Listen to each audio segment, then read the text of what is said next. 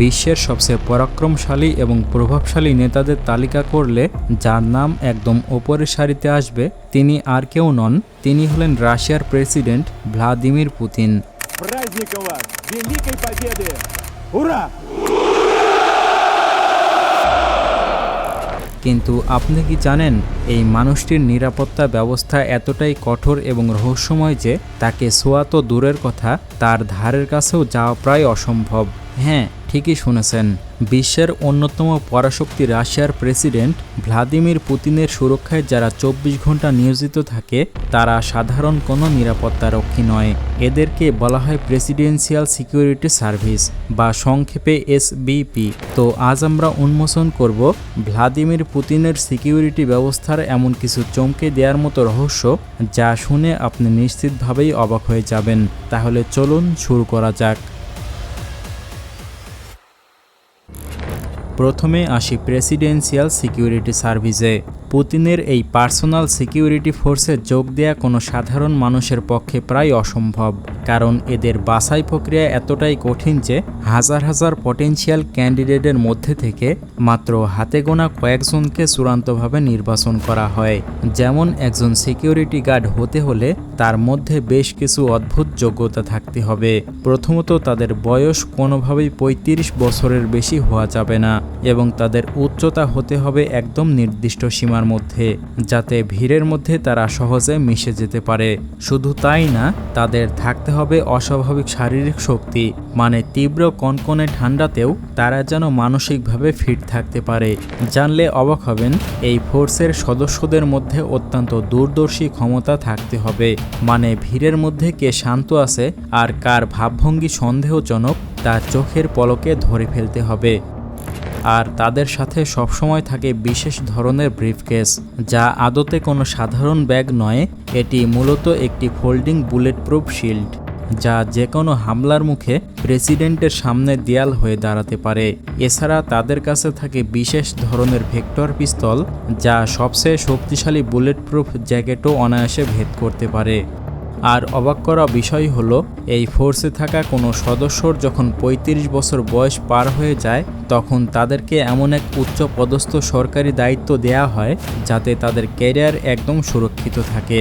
কিন্তু শর্ত একটাই, এই সিকিউরিটি সার্ভিসের গোপন তথ্য তারা মৃত্যুর আগ পর্যন্ত কাউকে বলতে পারবে না। আপনি কি জানেন ভ্লাদিমির পুতিনকে কয়টি স্তরে সিকিউরিটি দেয়া হয়? পুতিন যখন নিজের অফিস বা বাড়ি ছেড়ে বাহিরে কোথাও পা রাখেন, যা দেশেই হোক বা বিদেশে, তখন তার চারপাশ ঘিরে গড়ে তোলা হয় এক অভেদ্য দুর্গ। এই দুর্গটি মূলত তৈরি করা হয় 4টি স্তরে। সাধারণ চোখে আমরা হয়তো পুতিনের সাথে 2-1জনকে হাঁটতে দেখি, কিন্তু বাস্তবে তিনি থাকেন একটি বিশাল মানব দেয়ালের মাঝে। এই নিরাপত্তার প্রথম স্তরটি গঠিত হয় তার একদম কাছের বডিগার্ডদের নিয়ে। এরা পুতিনের চারপাশে কয়েক মিটারের মধ্যে অবস্থান করে। মূলত এই সদস্যদের কাজ হামলাকারীর ওপর পাল্টা গুলি চালানো নয়, বরং এদের একমাত্র কাজ হলো যে কোনো মূল্যে নিজের শরীর ঠেকিয়ে প্রেসিডেন্টকে আটকানো। আর দ্বিতীয় স্তরটি থাকে কিছুটা দূরে, যা পুরোপুরি সাধারণ মানুষের চোখে আড়াল থাকে। এই স্তরের সদস্যরা কোনো স্যুট টাই বা সিকিউরিটি ইউনিফর্ম পরে না, তারা একেবারে সাধারণ পোশাক পরে সাধারণ ভিড়ের মধ্যে মিশে যান। এদের প্রধান কাজ হলো আশেপাশে গোপনে নজর রাখা এবং যে কোনো বিপদ আসার আগেই প্রথম স্তরকে সংকেত দেওয়া। তৃতীয় স্তরটি হলো এলাকায় নিয়ন্ত্রণ এবং স্নাইপার রিং। পুতিন যে রাস্তা দিয়ে যাবেন বা যে ভবনে প্রবেশ করবেন তার চারপাশের সমস্ত উঁচু ভবনের ছাদে অবস্থান নেয় রাশিয়ার রাইফেলধারী বিশেষ স্নাইপাররা। তারা লেজার স্ক্যানার এবং নাইট ভিশন ক্যামেরার সাহায্যে পুরো এলাকা পর্যবেক্ষণ করেন। তাদের অনুমতি ছাড়া সেই এলাকায় একটি পাখিও প্রবেশ করতে পারে না।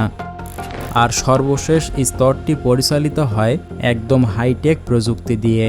এটি পুতিনের থেকে প্রায় কয়েক কিলোমিটার এলাকা জুড়ে ছড়ানো থাকে। এই স্তরের কাজ হলো আশেপাশের সমস্ত মোবাইল নেটওয়ার্ক, রেডিও ফ্রিকোয়েন্সি এবং জিপিএস সিগন্যাল জ্যাম করে দেওয়া, যাতে কোনো রকম দূর নিয়ন্ত্রিত বোমা বা ড্রোন পুতিনের কাছেও ঘেঁষতে না পারে।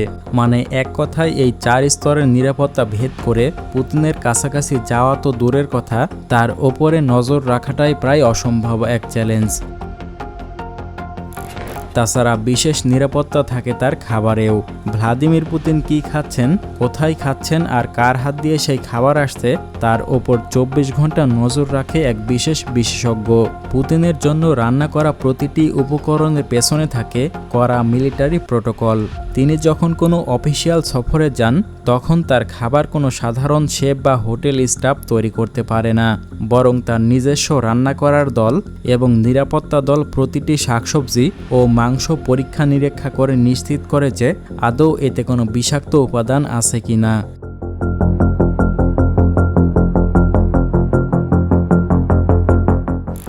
তাছাড়া ভ্লাদিমির পুতিনের এমন কিছু জিনিস ব্যবহারের কথা শুনলে আপনি কখনোই বিশ্বাস করবেন না। আজকের ডিজিটাল যুগে যেখানে বিশ্বের প্রায় সব নেতারা স্মার্টফোন ব্যবহার করেন, সেখানে ভ্লাদিমির পুতিনের গল্পটা একেবারেই আলাদা। এখনও তিনি কোনো ধরনের স্মার্টফোন ব্যবহার করেন না। কথাটি শুনতে অবিশ্বাস্য মনে হলেও সত্য, কারণ নিজের অবস্থান ট্র্যাকিং বা ডিজিটাল হ্যাকিং থেকে রক্ষা পেতে তিনি প্রযুক্তির ব্যবহার একেবারেই করেন না। তাই যে কোনো জরুরি প্রয়োজনে যোগাযোগের জন্য তার কাছে কোনো আইফোন বা সাধারণ মোবাইল খুঁজে পাওয়া যাবে না। এমনকি তার অফিসেও কোনো ইন্টারনেট কানেকশনযুক্ত কম্পিউটার রাখা হয় না। আর সকল গোপন নথিপত্র কাগজে লিখে রাখা হয় বিশেষ জায়গাতে। তাহলে এখন প্রশ্ন, বিশ্ব নেতাদের সাথে তার যোগাযোগ হয় কিভাবে? মূলত এর জন্য রয়েছে বিশেষ এনক্রিপ্টেড নেটওয়ার্ক।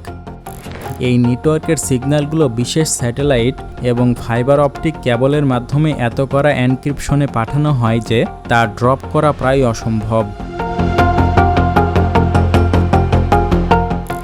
তাছাড়া আপনি কি এটা কখনো শুনেছেন, পুতিনের বডি ডাবল?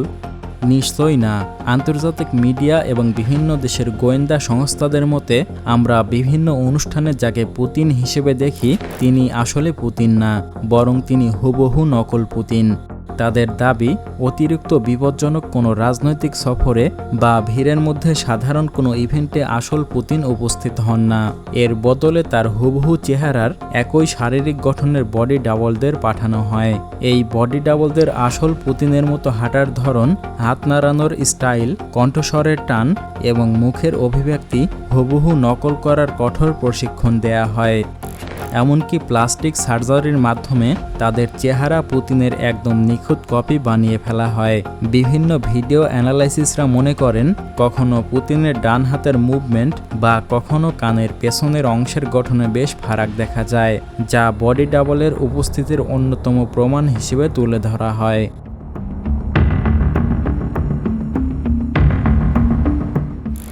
তাছাড়া পুতিনের যানবাহনেও থাকছে আলাদা ধরনের সুবিধা।